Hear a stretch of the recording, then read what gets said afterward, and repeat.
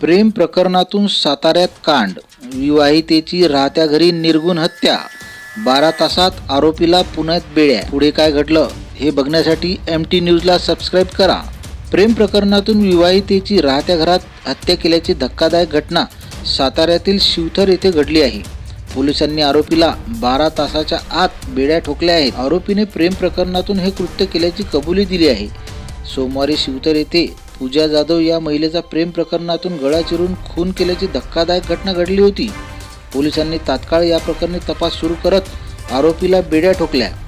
सातारा तालुक्यातील शिवथर येथे सोमवारी पूजा जाधव या विवाहित महिलेचा तिच्या राहत्या घरी गळा चिरून निर्घृण खून केल्याची धक्कादायक घटना घडली. या प्रकरणात संशयित आरोपी घटनास्थळावरून फरार झाला होता. मात्र सातारा तालुका पोलिसांनी तपासाची चक्रे फिरवत अवघ्या 12 तासात शिवथर गावातीलच अक्षय रामचंद्र साबळे या आरोपीला पुण्यातून रात्री उशिरा अटक केली आहे. त्याची पोलिसांनी चौकशी केली असता हा सर्व प्रकार प्रेम प्रकरणातून घडला असल्याचे त्याने कबुली दिली आहे. या प्रकरणी सातारा तालुका पोलीस ठाण्यात अक्षय साबळे याच्यावर खुनाचा गुन्हा दाखल करण्यात आला असून पुढील तपास सुरू आहे.